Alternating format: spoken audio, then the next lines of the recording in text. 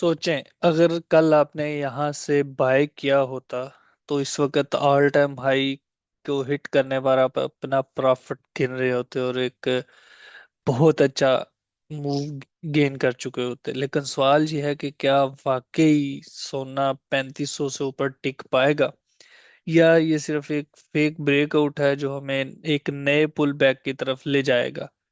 आइए आज की मुकम्मल तफसील जानते हैं आज की फोरकास्ट में। मैं हूं मोहम्मद सादल मंसूर द ट्रेड पीडिया से, और आज की वीडियो में हम देखेंगे कि क्या गोल्ड 3500 से ऊपर रुकेगा या यहां से पुल बैक लेगा। आज मंगल का जो एशियन सेशन है उसमें गोल्ड ने एक नई तारीख रकम की है और एक नया ऑल टाइम हाई क्रिएट किया है। मुसलसल 6 दिनों की अप ट्रेंड के बाद आखिरकार गोल्ड ने 3500 की जो नफसियाती हद है उसे ब्रेक कर ही दिया है। लेकिन जो असल दिलचस्प बात है वो ये है कि ब्रेक करने के बावजूद मार्केट उसके ऊपर रुकी नहीं है, उससे नीचे आके क्लोजिंग दी है मार्केट ने। अगर आप देख सकते हैं मार्केट ने इससे नीचे क्लोजिंग दी है। और लेकिन इसकी वजूहात हैं, कुछ कुछ फंडामेंटल्स ऐसे हैं जो मार्केट को 3500 से ऊपर स्टेबल नहीं होने दे रहे, या मार्केट हम ये कह सकते हैं कि गुमागू का शिकार है। सबसे पहली वजह तो फेडरल रिजर्व और रेट कट्स हैं। मार्केट में ये यकीन बढ़ता जा रहा है कि फेड इस माह रेट कम करेगा। जब भी शरह सूद कम होती है तो होती है कि सोना जो कि नॉन यील्डिंग एसेट है मजीद पुरकशिश हो जाता है, और इसमें इन्वेस्टमेंट बढ़ जाती है, इसकी डिमांड इंक्रीज हो जाती है। यही वजह है कि इन्वेस्टर्स इसे अपनी सेफ हेवन इन्वेस्टमेंट बढ़ा रहे हैं। दूसरी वजह यह है कि फेड की आज़ादी पर सवालात हैं। सदर ट्रंप ने फेड चेयरमैन जनरल जेरोम पाउल को खुले खुला तनकीद का निशाना बनाया है, और फेड गवर्नर की को बरतरफ भी कर दिया है। एक जो है वो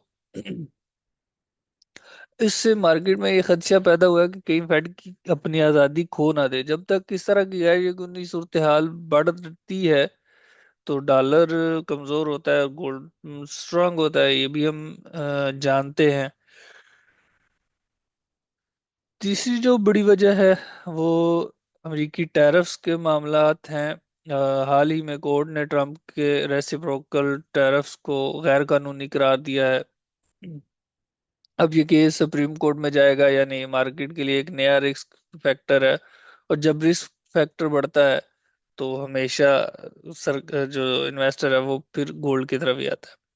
इसी तरह जियोपॉलिटिकल जो अनसर्टेनिटीज हैं वो रूस और यूक्रेन की जंग खत्म होने के बावजूद बढ़ रही है, की बजाय खत्म नहीं हो रही बल्कि बढ़ रही है। तो मशरक़ वस्ता में भी हालात कशीदना है, और ये सब अवामल भी गोल्ड के लिए एक स्ट्रांग सपोर्ट है। इस वक्त अगर हम सिचुएशंस को देखें तो टेक्निकल पस मंजर की बात करें या उसको टेक्निकली देखें, तो बुनियादी तौर पर जो 3440 था ये एक बड़ी रेंज का हाई था, और उसके ब्रेक होते ही बुलिश एक नई ताकत मिली है, और अब मार्केट 3500 पर आकर रुकी हुई है। ये सस्टेन कर रही है, यहाँ रेंज कर रही है। आरएसआई पहले से इस वक्त ओवर बॉट कंडीशन में है, तो इसलिए फौरी तौर पर हम तो नहीं कर सकते कि मार्केट यहाँ से फौरी तौर पर बुलिश हो जाएगी।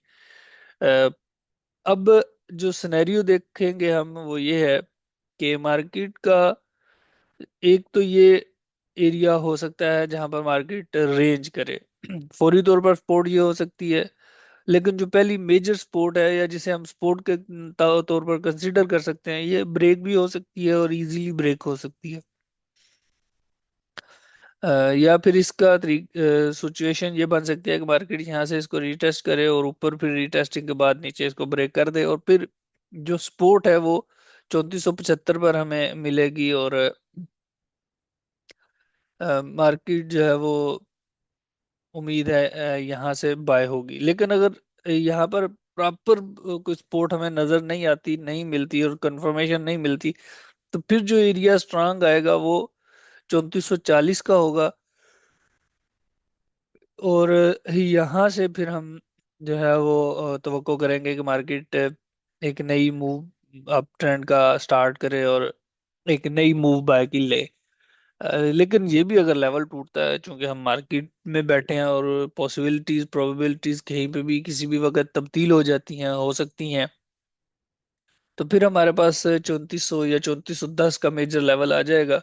और वहां से हम एक अच्छी एंट्री जो है वो देख सकेंगे, और लेवल भी स्ट्रांग है। लेकिन अगर हम इस वक्त सिचुएशन देखें, तो जो असल बात बात है या जो कहानी है, वो इस हफ्ते में अमेरिकी डाटा है। और उसमें एक तो आज है आईएसएम मैन्युफैक्चरिंग इंडेक्स है, मैन्युफैक्चरिंग है।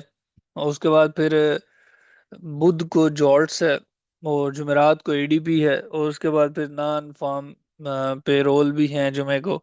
तो ये सब रिलीज ये तय करेंगी कि फेड वाकई रेट कट करेगा या नहीं, और वही फैसला करेगा कि गोल्ड 3500 से ऊपर जाएगा या फिर ये नीचे यहाँ से पुल बैक लेगा, और अच्छा पुल बैक लेगा। फिलहाल रुझान बुलिश का ही है, लेकिन चूंकि मार्केट ओवरबॉट है और